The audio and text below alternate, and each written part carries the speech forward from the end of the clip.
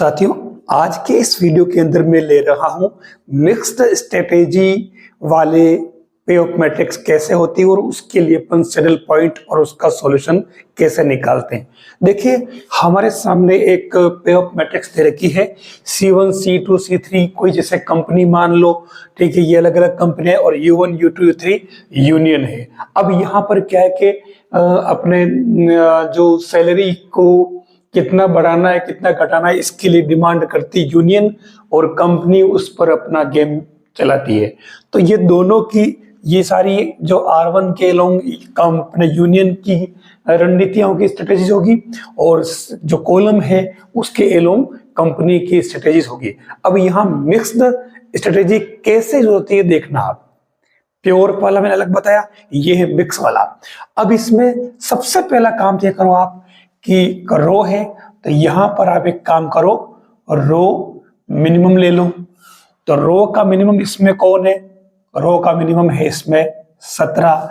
U2 के लिए रो minimum कितना है? इसके लिए आपके 13। U3 के लिए 7 और U4 के लिए कितना है? 0।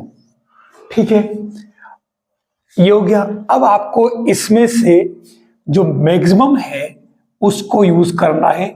ये है इसके अंदर मैक्सिमम, मिनिमम लेने के बाद, और इसको कहेंगे अपन मैक्स मिन। ठीक है, जो आपके सिलेबस में डायरेक्ट दे रखा है। अब चलते अपन कॉलम में। तो कॉलम में अपन निकाल लेते हैं C मैक्स। तो अब C1 में मैक्स क्या है? वो है 45। C2 में मैक्स क्या है? 20। C3 में क्या है? 24। और C4 में मैक्स क्या है? 40। ठीक है, अब इसमें आपको क्या करना है कि मैक्सिमम लेना है। तो ये मैक्सिमम क्या हुआ इसके अंदर? मैक्सिमम क्या? मैक्सिमम अपन ने इसमें लिया, इसमें मैक्सिमम नहीं लेना है, इसमें लेना है वापस मिनिमम। ध्यान रखना, तो मिनिमम है आपके पास में ये। ठीक है, ये और ये कहलाएगा आपके क्या? जैसे यहां मैक्स मिन, तो यहां कहलाएगा ये मिनी मैक्स। ठीक है, ये देखिए यहां पर मिक्स स्ट्रेटेजी को बता रहा है कि ये दोनों समान नहीं है। अगर ये दोनों इक्वल होते तो वही इसका सॉल्यूशन होता, लेकिन यहां दो सैडल पॉइंट आ गए। अब हमारा आगे वाला काम शुरू होता है, और वो काम क्या होगा? देखिए, यहां क्या करें हम, इसमें अब यूज करते हैं अपन क्या? Dominance rule.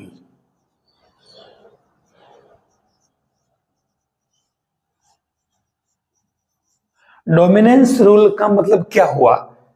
प्रमुखता का नियम, छा जाने का नियम। तो हम सबसे पहले U1 U2 U3 और U4 में देखते हैं। हम एक यहां कंपेयर करो U1 और U4 में। देखो आप, दोनों में से ज्यादा कौन है? U1 है, और इसलिए मैं केवल U1 को ही रख रहा हूं इसमें। ठीक है, U1 को यूज करूंगा, U4 को मैं पूरी तरह से छोड़ दूंगा। ये कहलाता है डोमिनेंस रूल। अब अपन एक काम करें, U1 और U2 को देख लो आप। U1 और U2 में लगभग हर एलिमेंट जो है अपने U2 का देख लो आप, ये ज्यादा है। मतलब ये वाला जो एलिमेंट देख लो आप, इससे U1 ज्यादा ही है। कहा नहीं है? केवल ये 25, लेकिन बाकी ज्यादा ही है। तो इसलिए U2 से U1 भारी पड़ रहा है, और इसलिए अपन U2 को भी छोड़ देते हैं। तो अब हमारे पास में इधर तो बचा कौन सा? U1 और U3। अब बात करें अपन C1 C2 और C3 में। यहां देखिए आप, C1 और C4 में कंपेयर कर लीजिए आप। तो कंपनी में आप ध्यान से देखो, तो C1 जो है, C1 में कंपनी को मजदूर देनी पड़ रही है 25, 30, 45, ये मजदूरियां देनी पड़ रही है। जबकि C2 और C3 में इस C1 की तुलना में कम मजदूरी है, आप देख लो। इसलिए हम इसमें C1 को छोड़ देंगे। ठीक है, जब C1 को छोड़ देंगे तो अब हमारे पास में यहां कौन कौन बचेगा? वो बचेगा C2, C3 और C4। तो C2 में यहां क्या बचा आपके 20, ठीक है, और 17 और ये 40, और U3 वाला कौन सा, 7, 24 और 10, 7, 24 और 10। अब यहां फिर से देखिए आप C2, C3, C4 में, तो यहां अगर ध्यान से देखो तो इसको C4 में ज्यादा मजदूरी देनी पड़ रही है C2 और C3 की तुलना में कंपनी को, और इसलिए ये C4 को भी छोड़ देगा। तो फाइनली आपके पास में जो बचा है वो क्या बचा, एक तो C2 और C3 और इधर U1 और U2। तो ये आपके बन जाएगा 20, 17, 7, 24। फाइनली आपके पास मैट्रिक्स बन गई ये वाली, ठीक है। अब इसके लिए आपको क्या करना है, इसको सोल्व करने के लिए आपके पास में दो तरीके, या तो आप फॉर्मूला यूज कर लीजिए या आप इसको डायरेक्ट सोल्व कर लीजिए प्रायिकता डिस्ट्रीब्यूशन से। मतलब क्या है कि अगर इसकी प्रायिकता P है तो इसकी वाले की 1 - P होगी, और ये अगर Q है तो ये वाला 1 - Q बन जाएगा। बस अब इसमें आप सेल सेट कर लो एक एक से। तो पहले ये क्या बनेगा, देखो आप, ये 20P समझना, अब यहां सोल्व करने का तरीका ध्यान रखना, 20P plus 7 × 1 - P equal to 17P into plus में 24 × 1 - P। सोल्व कर लो इसको।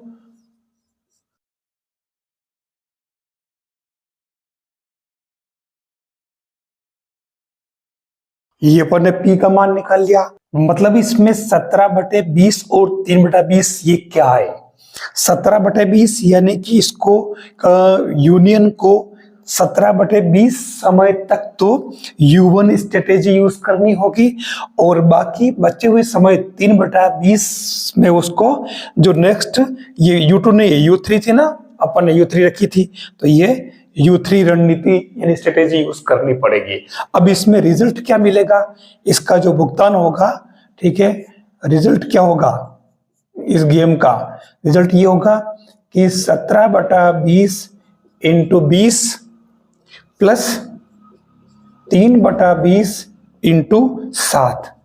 तो सोल्व करो इसको, तो ये बना 17 प्लस 7 या 21/20 यानी कि लगभग 1.05 बन रहा है। तो ये 18.05 इस यूनियन का हल होगा, प्रॉफिट होगा, ठीक है, ये उनको रिजल्ट मिलेगा। अब हम बात करते हैं इसी में, ये तो यूनियन के लिए, तो कंपनी का सिस्टम क्या रहेगा, अपन कंपनी के लिए निकालते हैं, कोई भारी काम नहीं, जैसा अपन ने ऐसे किया, अब की बार अपन क्यू की वैल्यू निकाल लेते। तो कंपनी की बात करें हम, तो कंपनी के लिए क्या बन जाएगा, सेम अब की बार क्यू निकाल रहे हैं, तो देखो ये क्यू और 1 - Q, तो अब की बार यूं चलते हैं, तो ये 20Q क्या बनेगा समीकरण, 20Q और प्लस 17 × 1 - Q इक्वल टू क्या बनेगा, 7Q प्लस 24 × 1 - Q, ये बन जाएगा,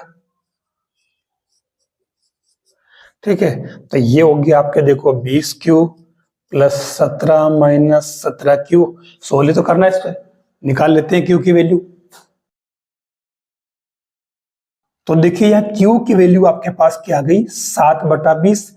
तो शुरुआती दौर में ये कंपनी जो है वो 7/20 वाला यूज करेगा, इस समय तक तो वो कौन सी C2 यूज करेगा, और बाकी 13/20 समय में वो C3 वाली यूज करेगा, है ना। 20 ने 20 दोनों में आ रहे हैं, तो 1 - Q निकाला ना, 7 और 13, यूं नहीं कि ये तो आ रहा 13/20 कहां से आया, ऐसा नहीं है, ठीक है ना, जैसे अपन ने P निकाला।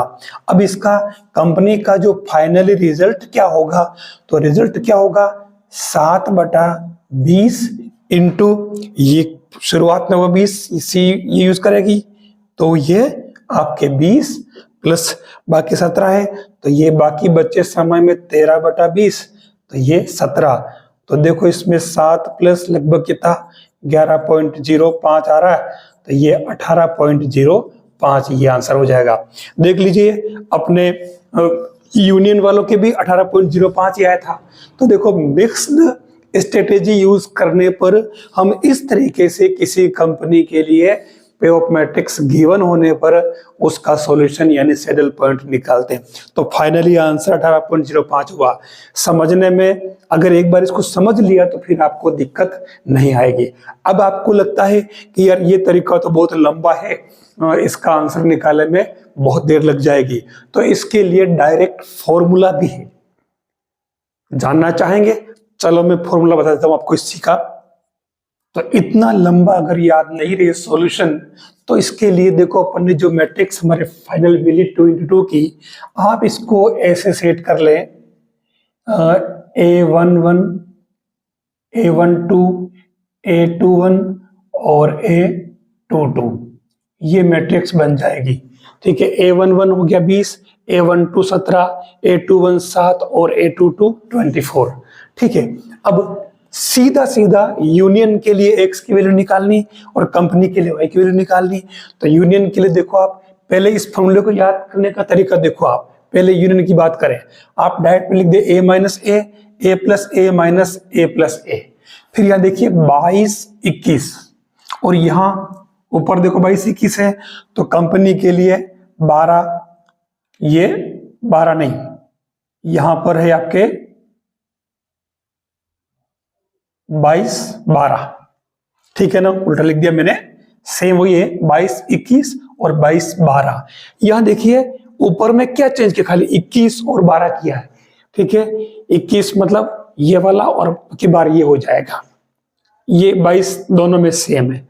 अब ऐसे से नीचे, तो नीचे वाले में पूरा सेम पैटर्न है दोनों में, 11 22 11 22, 12 21 12 21।